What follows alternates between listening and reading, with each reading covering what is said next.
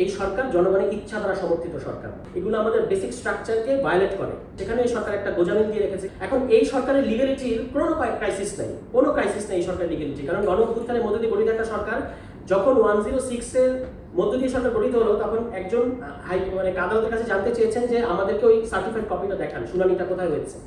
তখন আদালত একটা ইন্টারেস্টিং মন্তব্য করেছেন। সে মন্তব্যটা হচ্ছে যে এগুলো বড় ব্যাপার না, বড় ব্যাপার হচ্ছে যে এই সরকার জনগণের ইচ্ছা দ্বারা সমর্থিত সরকার। এইটাই হচ্ছে কথা, যে জনগণের ইচ্ছা দ্বারা সমর্থিত সরকার। অন টপ অফ দ্যাট এই সরকারের 106 এর ব্যাকআপ আছে। That's it. 106 এই সরকারের ফাউন্ডেশন না, এই সরকারের 106 এর ব্যাকআপ আছে। এইটুকু বলেন আমরা মেনে নেব। মানে এটা হচ্ছে এক্সট্রা একটা ব্যাপার, যে জনগণের ইচ্ছা দ্বারা গঠিত একটা সরকার হয়েছে। আমি এই প্রশ্নটা কয়েকবার তুলেছি যে শেখ হাসিনার রাষ্ট্রপতি, শেখ হাসিনার প্রধান বিচারপতির কাছে রেফারেন্স পাঠাবে যে গণ-অভ্যুত্থানের পরে বাংলাদেশে এই ধরনের একটা সরকার গঠন করা যাবে কিনা, এর চেয়ে হাস্যকর ব্যাপারটা হতে পারে না। তো ফলে এই সরকার পরবর্তীতে আদালত যে কথাটা বলেছেন, এটাই আমরা সমর্থন করি, যে এই সরকার জনগণের ইচ্ছা দ্বারা সমর্থিত সরকার বা জনগণের অভিপ্রায়ের সরকার। কিন্তু এই সরকারের 106 এর একটা ব্যাকআপ আছে, এটুকু মানতে আমাদের কোনো সমস্যা নেই।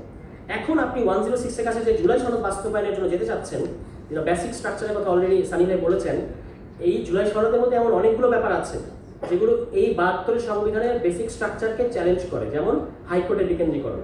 হাইকোর্টের বিকেন্দ্রীকরণের এই ফয়সালাটা আপনি পরবর্তী সংসদে করতে পারবেন না, কারণ 8ম সংশোধনীর মধ্যে দিয়ে বলে দেওয়া হয়েছে যে এটা অসাংবিধানিক। কেন? Because our state is a unitary state.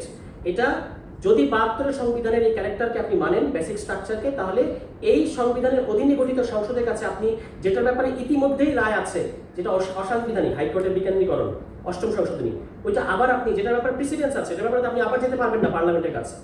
ফলে আপনি মেনে নিচ্ছেন যে বেসিক স্ট্রাকচারটা চেঞ্জ করতে হবে। তো বেসিক্স আদালতের কাজ কি? আদালত যখন সংবিধান আমাদের দেশে যতগুলো সংশোধনীকে অসাংবিধানিক ঘোষণা করেছেন, আদালত কি যুক্তিতে বলেছেন যে এগুলো অসাংবিধানিক, কারণ এগুলো আমাদের বেসিক স্ট্রাকচারকে ভায়োলেট করে। 5ম সংশোধনী, 8ম সংশোধনী, 85 সংশোধনী, এগুলোর ব্যাপারে এটাই কিন্তু যুক্তি।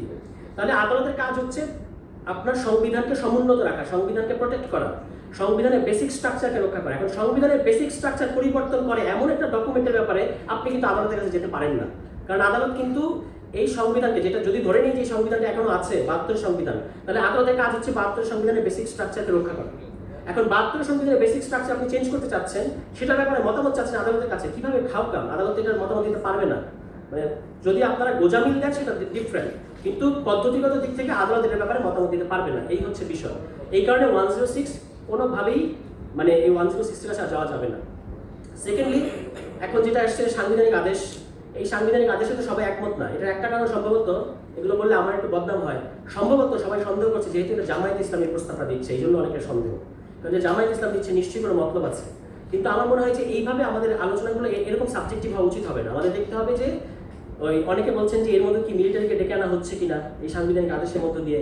আমার কাছে মনে হয় যে এই সংশয়গুলো অমূলক।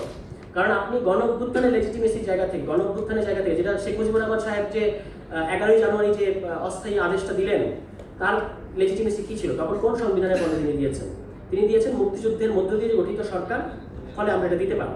তো এখনো যদি এই সরকার সিদ্ধান্ত নেয়, যদিও অপিনিয়ন ডিভাইডেড, তাহলে কিন্তু সাংবিধানিক আদেশটা দেওয়া যাবে এবং ওইটা ওইরকম বলবে যে এটা এখন থেকে কার্যকর। সেখানে ওই সরকার একটা, যেহেতু বারবার গোজামিল দেওয়া হচ্ছে, সেখানে ওই সরকার একটা গোজামিল দিয়ে রেখেছে। কিরকম? তারা বলছে যে আমরা এটা ডিরাইভ করছি কোথা থেকে? অথরিটিটা, আমরা যে সাংবিধানিক আদেশটা দিতে পারি, এটার অথরিটিটা আমরা ডিরাইভ করছি ওই যে জুলাই প্রোক্লেমেশন, যেটাকে তারাই লিখেছে জুলাই ডেক্লারেশন। প্রোক্লেমেশন, ডেক্লারেশন দুটো কথা কিন্তু। তো ডেক্লারেশনের 22 ধারা থেকে আমরা এই অথরিটিটা ডিরাইভ করেছি। আপনার এই জুলাই ডেক্লারেশন, আপনিই বলছেন জুলাই ডেক্লারেশন। জুলাই ডেক্লারেশন মানেই হচ্ছে এটা লিগ্যাল ইনস্ট্রুমেন্ট না, কারণ এটা প্রোক্লেমেশন না। প্রোক্লেমেশন মানে হচ্ছে এটা এখন থেকেই বলবৎ, কিন্তু আপনি প্রোক্লেমেশনের মধ্যে বলে রেখেছেন এটা পরবর্তী পার্লামেন্টে গিয়ে বলবৎ হবে। সুতরাং এটা অথরিটি বা রেফারেন্স পয়েন্ট হতে পারে না। তাহলে আপনি সাংবিধানিক আদেশ দিতে চাইলে দিয়ে দেন, আবার ওই ডেক্লারেশনে দোহাই দেওয়ার দরকার নেই। এবং রাজনৈতিক, আপনাকে তো এটাও ভাবতে হবে, সরকারকে এটাও ভাবতে হবে, যদি রাজনৈতিক দলগুলো একমত না হয়, এবং খুবই সম্ভাবনা আছে যে একমত হবে না, সেক্ষেত্রে সরকারকে পজিশন নিতে হবে।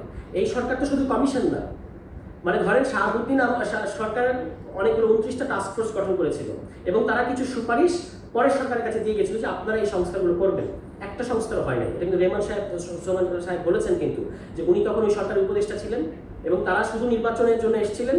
অনেকগুলো সংস্কারের রেকমেন্ডেশন, 29টা টাস্কফোর্স, সেগুলো পরবর্তী সরকারের কাছে দিয়ে যাওয়া হয়েছে, সরকার সেগুলো বাস্তবায়ন করেন। তাহলে এখনো যদি এই সরকার শুধুই সুপারিশ করে যায়, তাহলে আমরা প্রশ্ন করবো আপনি কেন 1.5 বছর ক্ষমতায় থাকলেন, কেন 2 বছর ক্ষমতায় থাকলেন, কেন 3 মাসের মধ্যে চলে গেলেন না? সুপারিশ দেওয়াটাই যদি আপনার একমাত্র কাজ হবে, পরের সরকার যদি এটা বাস্তবায়ন করবে তাহলে 3 মাসের মধ্যে ইলেকশন দিতেন বিএনপির দাবি অনুযায়ী। যেহেতু আপনি সেটা করেন নাই, ফলে আপনার নিজের লিগ্যালিটির স্বার্থে, নিজের লেজিটিমেসির স্বার্থে এই সংস্কার বাস্তবায়ন পদ্ধতি আপনাকেই নিশ্চিত করে যেতে হবে। আমরা আমাদের জায়গা থেকে গণপরিষদের কথা বলেছি, এখন সানি ভাইরা হচ্ছেন ফ্লেক্সিবল সব বিষয়ে, তা আমরাও ফ্লেক্সিবল, গণপরিষদের কথা বলেছি, কিন্তু একটা জায়গায় আমরা ইনফ্লেক্সিবল। সব কিছুতে ফ্লেক্সিবল হলে আবার সমস্যা আছে। কোন জায়গায় আমরা ইনফ্লেক্সিবল? আমরা ইনফ্লেক্সিবল হচ্ছে এই জায়গায় যে জুলাই সনদটা বাস্তবায়ন হবে ইলেকশনের আগেই। পদ্ধতি যে 2-3টা পদ্ধতি আলোচনা এসছে, সেই 2-3টা পদ্ধতি থেকে একটা পদ্ধতি বাছাই করে, কিন্তু এটা ইলেকশনের পরে করা যাবে না।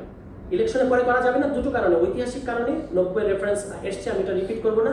আরেকটা হচ্ছে পদ্ধতিগত কারণে, যে পার্লামেন্ট 72 কনস্টিটিউশনের অধীনে গঠিত পার্লামেন্ট কি করতে পারবে? সর্বোচ্চ সংশোধনী করতে পারবে, যেটাকে বলা হয় অ্যামেন্ডিং পাওয়ার। পার্লামেন্টের কাছে থাকে অ্যামেন্ডিং পাওয়ার।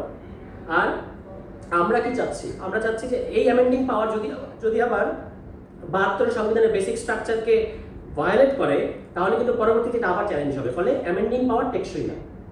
এই কারণে আমরা বলেছি যে আপনাকে রিলাই করতে হবে কনস্টিটিউয়েন্ট পাওয়ারের উপরে, যেটা বিশেষজ্ঞরাও বলেছেন। কমিশনে যে বিশেষজ্ঞ মতামত দিয়েছে তারা বলেছে যে সনদ বাস্তবায়নটা হতে হবে জনগণের অভিপ্রায়ের উপরে, মানে অভিপ্রায়ের উপর ভিত্তি করে। এখন জনগণের অভিপ্রায় যাচাই করার কয়েকটা পদ্ধতি আছে। একটা আমরা গণপরিষদের কথা বলেছি, দ্যাট ইজ দ্য মোস্ট আপনার গ্রহণযোগ্য পদ্ধতি।